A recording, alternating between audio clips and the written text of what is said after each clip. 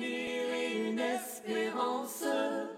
Un avenir Et ce matin, moi, j'aimerais vous parler de foi, du sujet de la foi. Mais je voudrais ouvrir une parenthèse d'abord pour vous dire que je ne voudrais pas vous parler de ce sujet d'une manière qui culpabilise. Beaucoup d'enfants de Dieu ont entendu tellement d'enseignements sur la foi, et certains très bons, amen. Mais d'autres qui ont été amenés avec tellement de déséquilibre qu'ils sont devenus allergiques aujourd'hui au sujet de la foi. Vous savez, ce genre d'enseignement, moi je suis en bonne santé, donc j'ai la foi, toi tu es malade, donc tu manques de foi. Moi j'ai une super voiture, donc j'ai la foi, toi tu es une casserole, donc tu n'as pas la foi.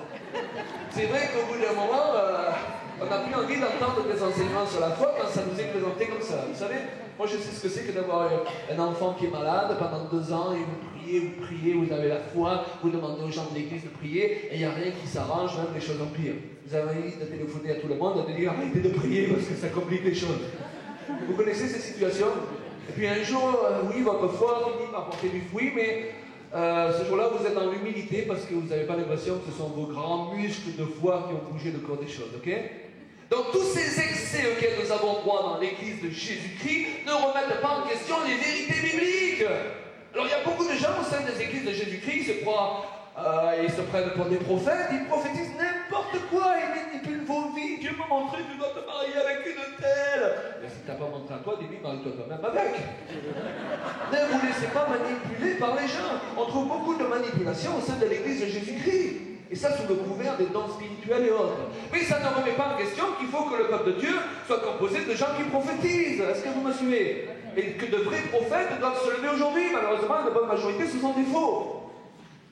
Donc vous ne devez pas être des personnes qui sont influencées par le dernier qui a parlé dans votre église, ou le dernier ministère à la mode qui est passé, ou qui a parlé le plus fort. Parce que la Bible dit que ceux qui sont conduits par l'Esprit de Dieu sont fils de Dieu. Alors on est tous enfants de Dieu, on est d'accord, mais moi je comprends dans cette parole qu'on devient un fils, c'est-à-dire qu'on grandit en maturité, on devient un fils et une fille quand on apprend à écouter Dieu par nous-mêmes, qu'on n'a plus besoin toujours que quelqu'un d'autre nous dise ainsi l'Éternel m'a dit pour ta vie. Amen. Alors qui reçoit de l'Éternel pour sa vie et qui laisse votre vie tranquille. Et quand les prophètes et les prophéties viennent pour confirmer ce que Dieu vous a déjà dit dans votre cœur et que l'Esprit rend témoignage à votre esprit, là c'est amen. Et si ce n'est pas le cas, il garde sa prophétie et il garde son ministère. Parce qu'il y a trop de ravages qui sont faits au sein du peuple de Dieu. Alléluia. Et ce que je veux dire par là, c'est que tous ces excès ne remettent pas en question la réalité de la parole de Dieu. Et la parole de Dieu me dit que sans la foi, on ne peut pas être agréable à Dieu. Qui a envie d'être agréable à Dieu ici? Donc on veut mieux comprendre dans les temps dans lesquels nous avançons ce qu'est la foi et aussi ce que ce n'est pas. Alors, vous savez que nous sommes nés de nouveau. Qui est né de nouveau ici?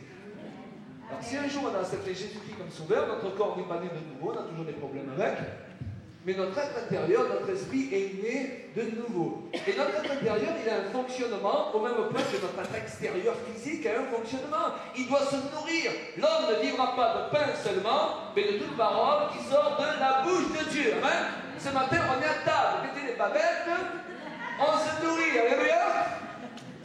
Donc notre corps spirituel a besoin d'être nourri, et on a besoin de développer aussi les sens spirituel de notre corps spirituel, et c'est le sujet de mon message, on peut les appeler les sens de la foi, parce qu'avec l'homme spirituel, tout marche par la foi. Alors, il est important d'apprendre de plus en plus à développer la manière dont nous écoutons. On peut être dans une réunion comme celle-ci, entendre sans vraiment écouter, sans que ça puisse vraiment produire du fruit. Je me rappelle lorsque nous étions à Madagascar, on chantait ce chant qui dit « Tu es le Dieu 3 fois 5 ». Et il y avait une sœur, chaque fois qu'elle entendait 3 fois 5, elle entendait 3 fois 5. Alors pendant des mois, elle chantait « Tu es le Dieu 3 fois 5 ». Et un jour, elle a osé venir me trouver et me dire « Frère, j'ai quand même des questions à vous poser parce que je ne trouve pas dans la Bible. Pourquoi Dieu est 3 fois 5 ?» Et l'autre jour, on chantait un chant lors d'une réunion, et c'est un chant qui proclame que Jésus est la pierre. « Tu es la pierre !» qu'on rejetait tout ce qui bâtissait, amen. Et quelqu'un, chaque fois qu'on prononçait le mot pierre dans le chant, il entendait le mot bière. Alors il vient de trouver à la fin de la réunion, il me dit c'est quoi ce chant sur la bière que le gars il ne pas boire? Moi je vois que lui, on avait bu une de trop avant de venir à la réunion. Tout cela pour vous dire que c'est important la manière dont nous écoutons. Quand il s'agit d'exemples comme ceux que je vous cite, c'est pas grave, on en rigole. Mais il y a d'autres exemples où la mauvaise compréhension de la parole de Dieu peut ruiner notre vie. Ou l'écoute d'une soi-disant prophétie qui dit que tu dois partir en Chine la semaine prochaine avec toute ta famille. Ça nous fait rire, mais il y a des gens qui l'ont fait. Et toute leur famille a été brisée. Donc on doit faire attention à la manière dont on écoute. Moi je crois que dans les temps dans lesquels nous sommes entrés, ce qui va caractériser l'église de Jésus-Christ, c'est qu'une bonne partie de cette église, elle va devenir mature. Elle va assumer ses responsabilités. Quand ça ne marche pas, ça ne va pas être la faute du pasteur, ça ne va pas être la faute de sa femme, ça ne va pas être la faute du frère. Il va assumer ses responsabilités. Et en étant responsable, il va grandir en maturité. Alléluia. Donc ce que j'entends et écoute plus précisément peut développer une foi positive ou négative selon la nature et la qualité de ce que j'écoute. Nos oreilles, mes amis, servent trop souvent de poubelle. Amen. Si quelqu'un te dit, viens, on va prier pour l'église, viens, on va prier pour le pasteur, viens à cette réunion d'intercession, alléluia. Mais si cette réunion d'intercession se transforme en une réunion de discussion sur les uns et sur les autres, ce n'est pas l'intercession. Il faut dire, je m'en vais parce que mes oreilles ne servent pas de poubelle. Et il faut savoir dans la vie si on est un intercesseur dans l'église ou si on est un accusateur. Ce n'est pas le même ministère. Hey, vous n'avez pas ça ici, mais nous à Toulon. Donc un des actes les plus importants d'un enfant de Dieu, lorsqu'il se convertit, est de choisir une église où il va réunion après réunion entendre des choses qui entretiennent sa vie au lieu de lui ôter sa vie. Il y a des gens parfois lorsqu'ils se convertissent, ils sont merveilleux, les chrétiens, vous avez vu? Ils croient que tout est possible, ils sont rentrés dans la grande famille d'amour de Jésus-Christ. Et qu'est-ce qu'ils prennent dans la figure? Et puis ce feu, il disparaît au bout de quelques temps. Nous sommes responsables de prendre soin des nouveaux qui arrivent dans notre sang. Il faut s'assurer qu'ils sont entre les mains des bonnes personnes qui vont entendre les bonnes choses, sinon ils vont se retrouver dans les mains des mauvaises personnes. Alors, on va voir un passage de l'Écriture qui se trouve dans les Nombres que vous connaissez tous. Dans Nombres 13 et 14, nous voyons que lorsque les 12 espions reviennent de leur visite en Canaan, le peuple hébreu a préféré écouter 10 hommes au message négatif plutôt que 2 autres au message positif. Et le résultat a été qu'ils ont erré 40 ans dans le désert. On peut errer longtemps dans notre église. Parfois, on démarre avec une vision merveilleuse. Le démarrage d'une église, c'est quelque chose de fantastique parce que les âmes arrivent, Dieu commence à faire des prodiges et des miracles, et quelques années après, parfois, tout a basculé. Parce que se sont installées des choses qui ne devaient pas s'installer au milieu de nous. Et on commence à errer pendant des années. Donc, selon ce que nous décidons d'écouter, nous pouvons errer longtemps dans notre vie, voire y laisser la vie.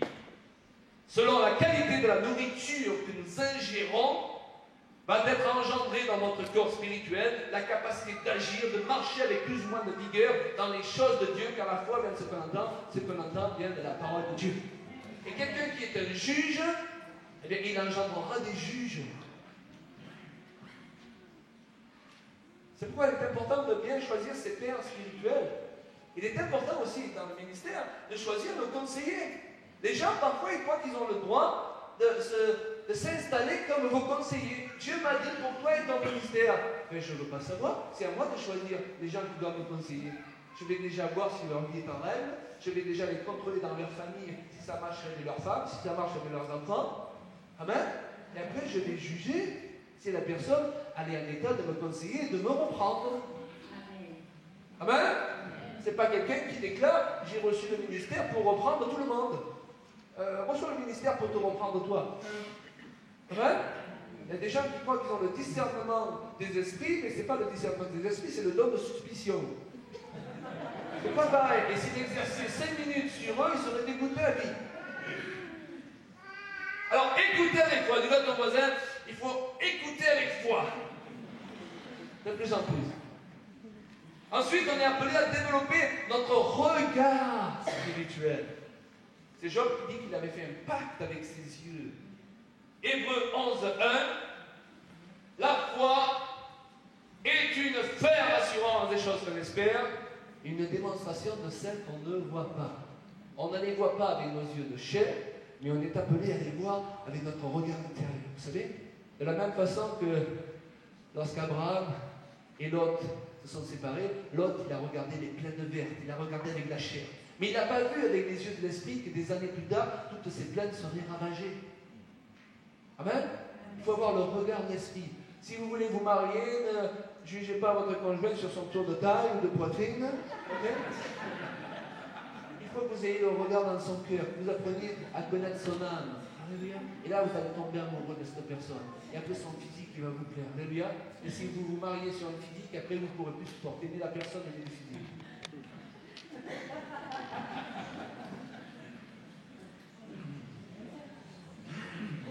C'est vrai que certaines personnes ont des prières parfois tellement charnelles. Quelqu'un me disait, moi, je veux que Dieu me donne une grande blonde élancée. Lui, il était petit, gros et plein de boutons. C'est pas juste. Eh non. Il y a des prières, c'est normal que Dieu ne les exauce pas. C'est la convoitise. C'est pas rechercher le plan de Dieu. Lorsque Pierre vit que le vent soufflait, nous dit l'Écriture, il eut peur. Il commença à enfoncer. Quoique Jésus était là chez les France. Et dites-moi, il y a un merveilleux enseignement à tirer là.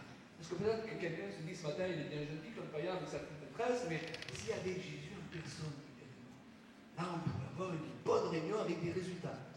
Et moi je voudrais dire que Jésus, il a dit tout le contraire. Il a dit, vous êtes avantageux que je m'en aille. Parce que si je m'en vais, je vous enverrai le Saint-Esprit. Donc ce matin, pas à cause de Claude Payan, nous avons un avantage. Nous n'avons pas un désavantage. Pourquoi? Parce que nous avons le Saint-Esprit.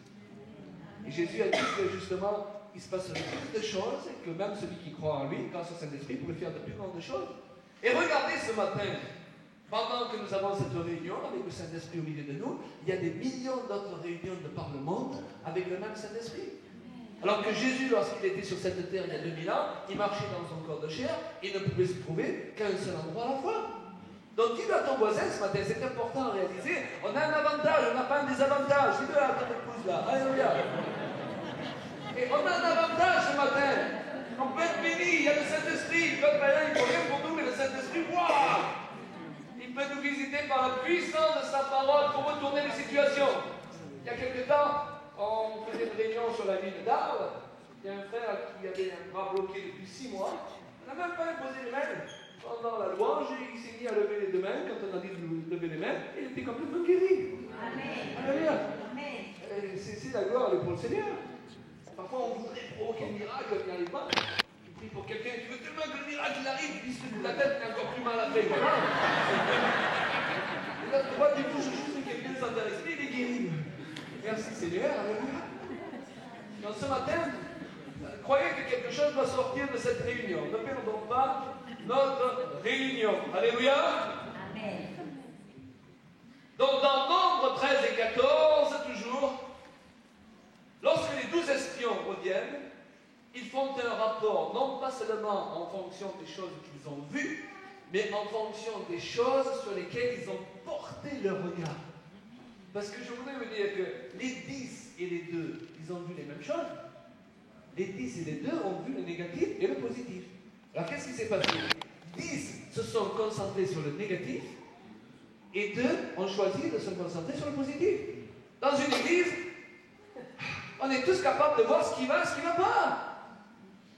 Est-ce qu'on va se concentrer sur le positif ou le négatif? Pasteur, dans votre église, il y a ça qui ne marche pas. Ben, bienvenue pour le faire marcher. Super!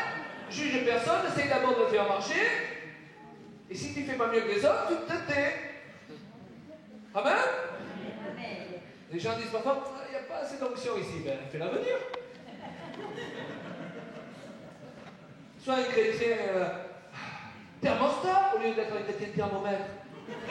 Le chrétien thermomètre, il prend la température et oh, il va terrible, il n'y a pas d'onction. Et le chrétien thermostat, il est régissant. Dieu demeure au milieu des louanges de son peuple, donc Dieu, il fait venir sa présence avec les autres. Alléluia.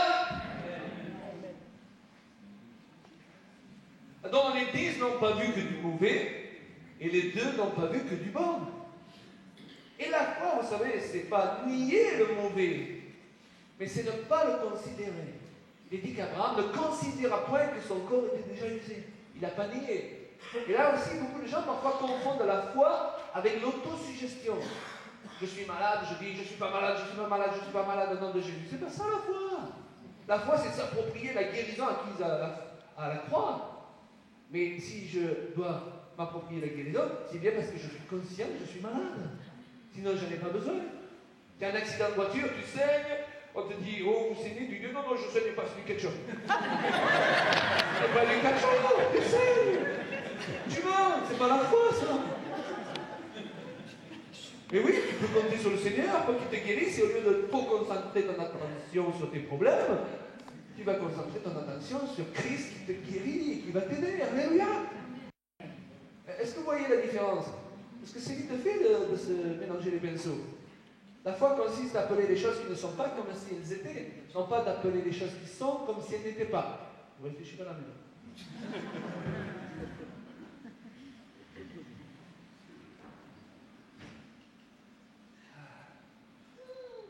Alléluia.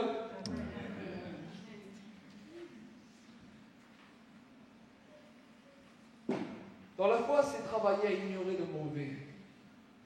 Romains 4, 19, sans faiblir dans la foi, Abraham ne considéra point que son corps était déjà usé, puisqu'il avait près de 100 ans, et que Sarah n'était plus en état d'avoir des enfants. Et qu'est-ce qu'il fit? Au lieu de se concentrer sur tout ce qui n'allait pas, au lieu de dire toute la journée, ça va pas, vous avez vu les problèmes, il donne la gloire à Dieu. Amen.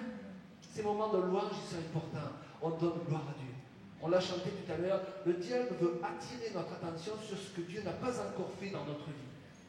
Et au bout d'un moment, on devient tellement obsédé par ce qu'on n'a pas encore reçu de la part de Dieu qu'on oublie tout ce qu'il a fait pour nous. Mais donnons gloire à Dieu. La Bible dit, reconnais-le dans toutes tes voies. Pour qui Dieu a fait quelque chose de fantastique ici? Et voilà, même si vous devez rentrer au ciel en fauteuil roulant, vous êtes désavantagé par rapport aux gens de cette terre. Il vaut mieux rentrer malade, pauvre au ciel, qu'aller en enfer riche et en bonne santé. Maintenant, sur cette base, oui, on va libérer sa foi pour prospérer dans les voies de Dieu. On est bien d'accord? Mais avant tout, notre message, c'est pas adorons la prospérité et la guérison et perdons de vue le Dieu de la prospérité et de la guérison. Est-ce que vous me suivez? Il y a un équilibre à trouver en toutes choses, et moi je crois qu'aujourd'hui nous avons besoin d'enseignants qui ne rejettent pas tous ces enseignements qui nous ont été apportés. Ok? Parce que souvent on est tenté de rejeter le bébé avec l'eau du bain lorsqu'on a vécu des excès. Et on se retrouve au même point de départ qu'avant. Mais qu'on trouve l'équilibre et qu'on comprenne quelles sont les voies de Dieu et ce qu'il veut vraiment nous dire. Alléluia! Et Dieu veut nous parler sur la foi dans ces temps. Je crois qu'il veut un peuple qui va développer de plus en plus sa foi et pour qui le miracle, je le disais hier soir, va devenir un mode de vie. Amen. Alors avec mon épouse, je ne vais pas vous dire que chaque fois qu'on prie, on voit l'exaucement de suite, mais on sait qu'en persévérant avec toutes ces années, à un moment donné, le miracle il est au rendez-vous. Il n'est pas toujours quand je l'attends, mais il est au rendez-vous. Je ne serais pas là sur cette estrade ce matin si je n'avais pas vu Dieu faire des miracles fantastiques pour nous guérir, pour nous restaurer, pour nous conduire sur le sentier de notre destinée. Ensuite, nous devons développer de plus en plus notre langage. Le langage de la foi. Apprendre à parler avec foi. 2 Corinthiens 13. Et comme nous avons le même esprit de foi, dans l'esprit que nous avons reçu est un esprit de foi, qui est exprimé dans cette parole de l'Écriture, j'ai cru, c'est pourquoi? J'ai cru, c'est pourquoi j'ai parlé. Qui a cru ici? Alors, il faut apprendre à parler. Alors, je sais, il y a des gens qui parlent trop. Quand on est au Seigneur, il faut cesser de parler d'une certaine manière. De parler négativement, il faut changer son langage. Apprendre à parler différemment. Lorsque Dieu appelle Jérémie alors qu'il est encore un adolescent, Jérémie lui dit Seigneur, je suis jeune. Et qu'est-ce que le Seigneur lui répond? Ah ben oui, dis donc sur la photo que j'ai de toi, tu faisais beaucoup plus vieux. Ou alors est-ce qu'il lui dit je te félicite, Jérémie, pour tant d'humilité. Non, Dieu il se met en colère. Il dit ne dis pas. Il y a des choses qu'il faut qu'on arrête de dire. À nos enfants, il ne faut pas qu'on parle comme le monde, il ne faut pas qu'on ait dans notre bouche des langages qui est incapable, qui n'y arrivera jamais. Les gens vous disent parfois, mais tout le monde il parle comme ça. Et moi, j'ai une bonne nouvelle pour vous, on n'est pas tout le monde. On est un peuple saint, on a été racheté. Et notre sainteté, elle n'est pas dans nos coupes de cheveux. Elle est dans ce qu'on vit à la maison, dans ce qu'on vit tous les jours, dans ce qu'on vit à l'église, dans nos rapports avec les autres. Est-ce qu'on est connus comme des personnes qui décompliquent la vie des autres? Ou est-ce qu'on est connus comme des personnes dans l'entourage desquelles on a envie d'être, n'est-ce pas? Parce qu'ils vont nous soulager. Est-ce qu'on est connus comme des gens qui compliquent la vie des autres ou qui décompliquent la vie des autres? Vous avez certaines personnes, parfois vous imaginez qu'ils les donnent en vous disant « Donne-moi quelque chose de simple et je te le rends compliqué en 5 minutes. » Alors que notre appel, c'est tout le contraire. C'est prendre ce qui est compliqué dans la vie des gens et de le rendre simple. C'est pour ça qu'on a été ouais, pour décompliquer la vie des gens. C'est un ami à toi qui te décomplique la vie? Ça va, regarde-le. Il faut choisir les gens qui nous entourent. Il faut choisir les gens qui nous entourent.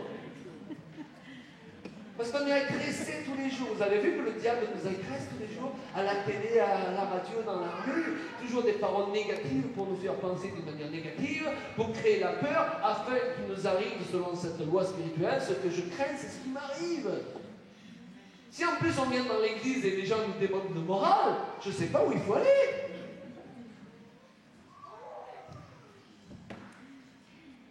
Vous savez ce que nous dit l'apôtre Paul? Exhortez-vous les uns les autres. Le mot exhorter en grec signifie être tiré vers le haut. C'est-à-dire tirez-vous vers le haut les uns les autres. Ah, il est béni, le mari qui a une femme qui le tire vers le haut toute la journée. Au lieu de lui faire des reproches, qui lui dit à quel point il est quelqu'un de bien et de super. Et la femme qui a un mari qui la tire vers le haut, elle est bénie. Et si vous rentrez à la maison et quelqu'un vous tire continuellement vers le bas, il y a un langage à changer. Amen?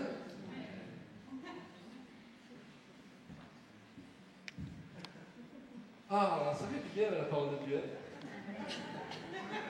Moi, je me fais du bien, je sais pas. Je me dis toujours dans une réunion, même si personne ne me reçoit, moi je reçois. Donc, je ne perds pas ma réunion. S'il faut que je m'avance à la pêche, je me pose les mains.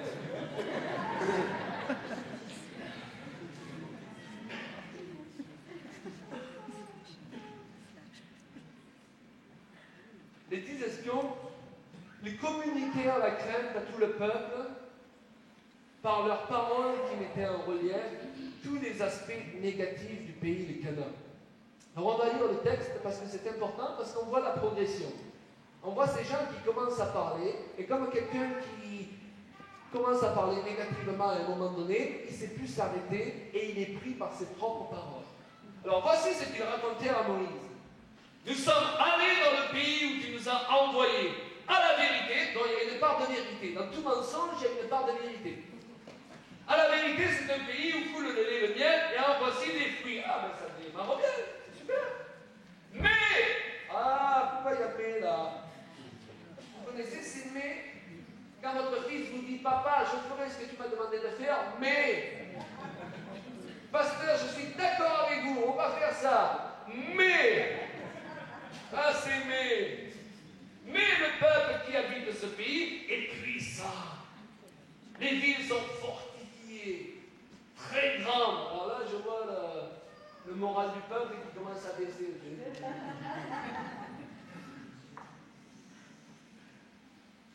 Très grandes. Alors ça rajoute, elles ne sont pas grandes, elles sont très grandes. Nous y avons vu des enfants d'Anak. Les Amalécites habitent de la contrée du Midi, les Héthiens, les Jébusiens, les Amoréens habitent de la montagne, et les Cananéens habitent près de la mer et le long du Jourdain. Il y a un afflux de paroles. Caleb, il essaie de faire taire le peuple. Vous voyez, c'est la première chose qu'il faut faire avec certaines personnes, parfois de dire, tu veux bénir l'assemblée? Oui, tais-toi. Alléluia. Alors merci pour le merveilleux don de prophétie que tu penses que tu as reçu. C'est super. Et chaque fois que tu prophétises, on a besoin de 15 jours pour se remettre. Fais les choses, rends service. Tu te dépannes un moment, tu grandis en maturité. On ne te dit pas de plus exercer. On a tous besoin d'apprendre. Alléluia. On ne te juge pas. Mais tu vas revenir quand ça sera plus mature et plus développé ce don. Et là, tu feras du bien au peuple. Alléluia.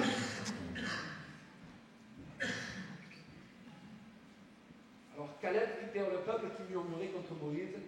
Alors il essaye de contrebalancer avec des paroles positives. Montons, emparons-nous du pays, nous y serons vainqueurs.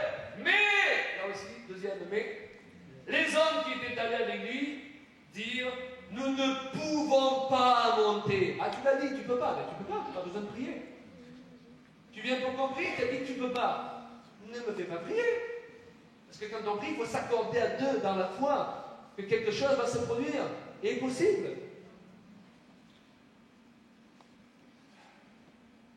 Mais les hommes qui étaient allés avec lui dirent, nous ne pouvons pas monter contre ce peuple, car il est plus fort que nous. Ben, tu l'as dit, donc c'est fichu. Hein? Et ils décrièrent devant les enfants d'Israël le pays qu'ils avaient exploré. Ils dirent, le pays que nous avons parcouru pour l'explorer est un pays qui dévore ses habitants. Tous ceux que nous y avons vus sont des enfants d'une haute taille. Au fur et à mesure qu'ils parlent, des gens qui grandissent. Et nous y avons... Vous avez déjà vu un bruit qui fait le tour d'une église sur quelqu'un. Au départ, le gars, il avait un petit problème. Ça passe de l'un à l'autre. Quand ça arrive au dernier, c'est en église. Oui, il a des oreilles, il a une queue. C'est l'horreur. Après, quand on va le rencontrer, quand on se dit, ah ben c'était que ça le problème. Si on j'avais su dès le départ. Ils sont pris par leurs paroles. Tout ce que nous y avons vu sont des hommes d'une haute taille, et nous y avons vu des géants, enfants d'Anak, de la race des géants. Et là, alors, là, excusez-moi, permettez-moi l'expression, ils délirent. Ils disent, nous étions à nos yeux et aux leurs comme des sauterelles. Moi, je crois que les géants ont existé, ok? Et je ne crois pas que les géants ils faisaient la taille d'un immeuble. Parce que là, si vous prenez ce qu'ils disent, pour que vous soyez comme une sauterelle aux yeux d'un géant, il faut que ce géant il fasse plusieurs fois en longueur votre salle et en largeur. Vous imaginez le géant? Donc à un moment donné, il délire. C'est ce qui se passe avec beaucoup de gens. La Bible dit que ceux qui prennent plaisir au mensonge, Dieu leur envoie de puissants égarements. Parfois, nous sommes confrontés à des gens qui sont des mythomanes et qui en sont arrivés à croire leurs propres mensonges. Alors, mais même s'ils le croient, ce n'est pas la vérité. Il est toujours important de rétablir la vérité. On ne nie pas qu'il y a des géants, on ne nie pas qu'il y a des problèmes. Mais c'est pas vrai que c'est comme ça. Et puis Dieu est plus grand que le plus grand de nos problèmes. Dis à ton voisin, Dieu est plus grand que le plus grand de tes problèmes.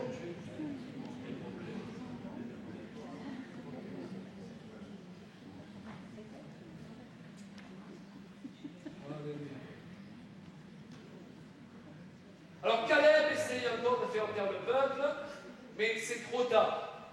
Caleb et Josué d'ailleurs parlaient en ces termes. Le pays que nous avons parcouru pour l'explorer est un pays très bon, excellent. Si l'Éternel nous est favorable, il nous mènera dans ce pays et il nous le donnera. C'est un pays où coule le lait et le miel, seulement. Comme le mais de tout à l'heure, là, c'est le seulement, ne soyez point rebelles contre l'Éternel et ne craignez point les gens de ce pays, car ils vous serviront de pâture, ils n'ont plus d'ombrage pour les couvrir, l'Éternel est avec nous, ne les craignez point. Nous savons qu'il y a des démons, nous savons que nous n'avons pas affaire à la chair et le sang, n'est-ce pas? Mais on n'est pas là pour glorifier les démons ce matin. On n'est pas là pour glorifier le diable. Moi, je crois qu'il faut enseigner toute la vérité de la parole. Mais certains enseignements nous rendent plus conscients des démons que de l'autorité de Jésus-Christ.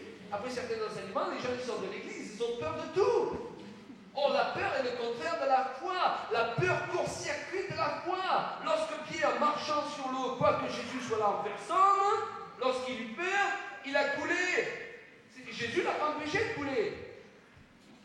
Là, il y a un bel enseignement à tirer. Jésus est là ce matin. Mais il y a certaines conditions. Je dois lui faire confiance. Alléluia. Je dois croire que tout est possible. Même si je ne vois pas se mettre en action dans ma vie de suite. C'est là pour glorifier le Fils de Dieu ce matin. Alléluia. Il a reçu autorité dans le ciel et sur la terre sur toutes les puissances de ténèbres. Parfois, on a affaire à certains enseignements pour être délivré. Point numéro 1, point numéro 2, point numéro 3. comment avoir une vie victorieuse et la délivrance en 15 points. Quand tu arrives au 3e point, tu sais plus ce que disait le premier. Alléluia. Moi, je crois qu'aujourd'hui, il faut décompliquer la vie des gens. Amen. Moins de paroles pour plus d'efficacité. Amen. Est-ce qu'on peut lever nos mains quelques instants? Seigneur notre Père, ce matin, nous voulons te glorifier. Nous confessons notre incapacité par nous-mêmes d'être victorieux. Nous confessons notre incapacité par nous-mêmes de pouvoir réussir. Un avenir et une espérance.